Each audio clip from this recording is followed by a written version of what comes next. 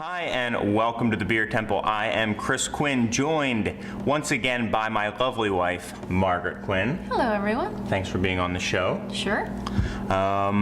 We just got this beer in today, basically right as we were closing yesterday. It's a stone beer, and we figured now would be the perfect time to taste the beer out at the store, and I think I'm going to try to, now it's official, get it out on the web in one day. Which, now if you guys, you've committed yourself now. Well, sometimes I note dates in the show, and people realize how long sometimes it goes. So yeah, look for that pumpkin beer anytime now. Yeah. Anyway, this is the Stone Farking Wheaton W00tstout. It is a collaboration beer, I guess you would call it. Just came out. It is a collaboration between Stone and I guess mainly Greg Cook of Stone, the CEO, Will Wheaton from, I guess, Tech Nerd and Star Trek Next Generation fame. Well, no, I mean, I think in geek circles he's still very relevant. That was the exact word I was going to use. Yeah, relevant. Yeah, he's still relevant to lots of people.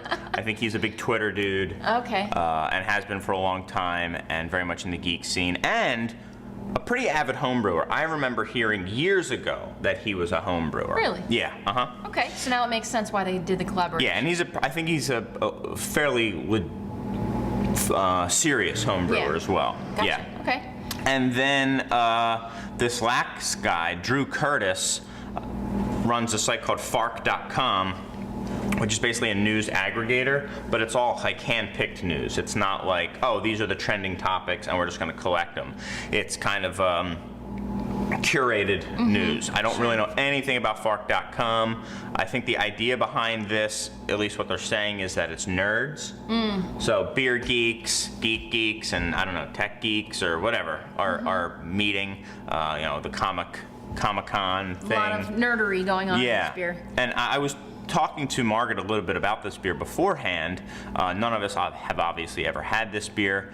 It is, I think, an imperial stout with pecan. There's a little wheat in it for Will Wheaton. Apparently, Will Wheaton always brews with at least a little bit of wheat, even just a little.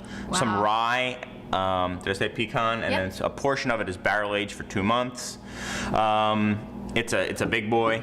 I think it's like 12%, 13%, and you can see there's also multiple labels. Right. So, and in some of them they're, dressed like superheroes. So anyway, there was a collaboration. We were talking, I wonder how much this has to do with Comic-Con. Stone is in San Diego County, Comic-Con is in San Diego, and they're releasing it right around Comic-Con. I wonder if I think that was on purpose. I'm also curious. All right, now let's be skeptical, marketing-driven beer, Chris. I like Stone. I think they make great beers. Is it a collaboration when this guy, Drew Curtis, is not a brewer, is not necessarily a beer geek?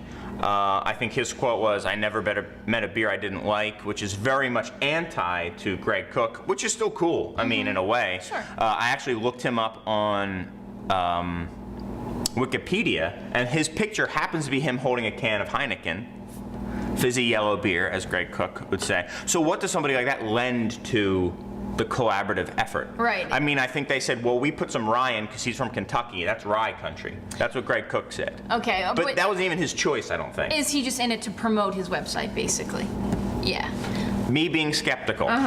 Will Wheaton, Comic-Con, he is a brewer, so that I get a little bit more. So I guess at the end of the day, what really matters is the beer good? Yeah. Right? I mean, that's a kind of a good place to start. It's the most important. Which one, Margaret, let me turn them towards you, would you like to open up? I vote, I kind of dig this one where they're all superheroes on the front here. Okay. Again, that's Comic-Con, right? Right, that's So- Comic-Con. And this one is like a frame-by-frame comic, literally. Yeah.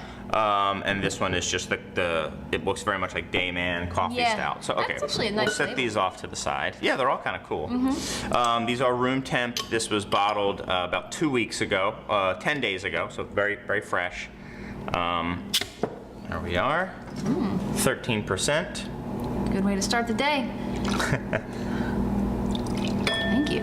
Think you got enough there? Yeah. Okay. Let's just... Really dark beer, and it looks really kind of viscous in the glass. Big time. I mean, it's when you swirl it, there's still like the glass is brown for a little while, Yeah. then it settles down. Still a good amount of head for a beer that's so big and strong.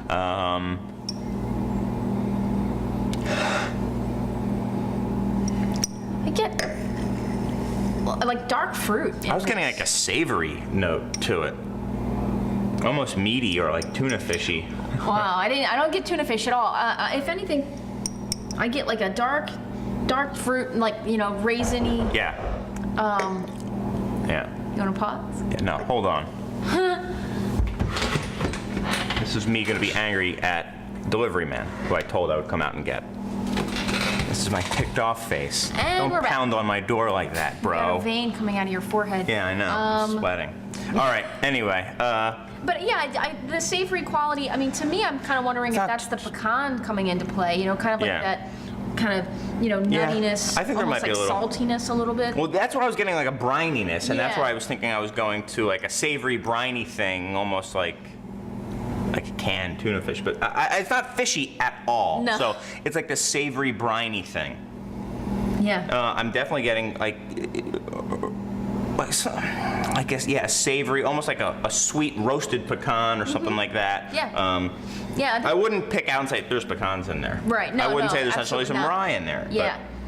But yeah, kind of like a nice little vanilla. roasty nose, and I you know, feel like I get a little bit of coffee in it too. But, yep. And vanilla. I definitely get a little vanilla. That's the barrel talking to us, I guess.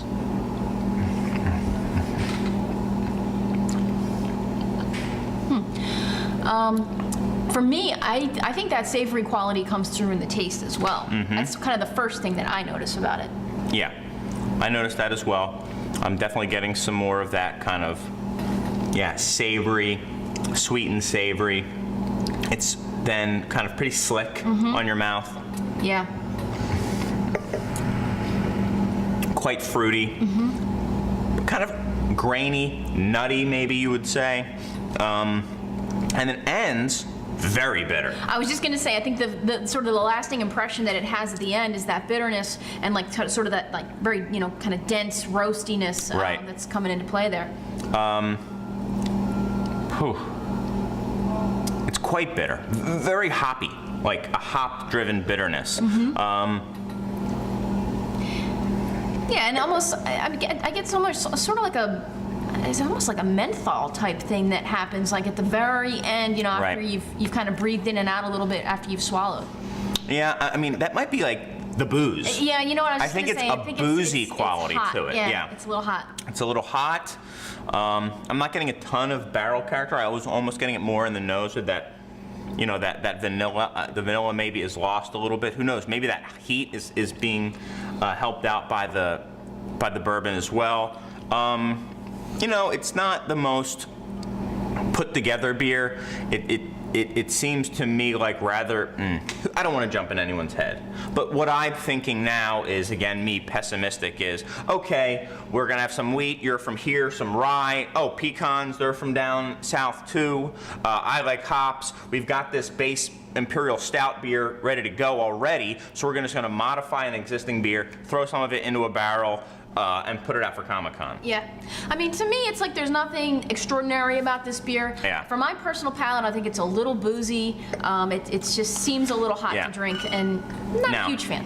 One last closing note I will say in their favor. They said geeks, you know, being a geek is being passionate about something, doing what you want to do, and not really caring what other people think about it, not making it for the masses. Cool. I think that's kind of cool. I might have a slight nuttiness to it at the end. I don't know. Yeah. So with that said, you know, maybe they don't care that this beer isn't necessarily for us.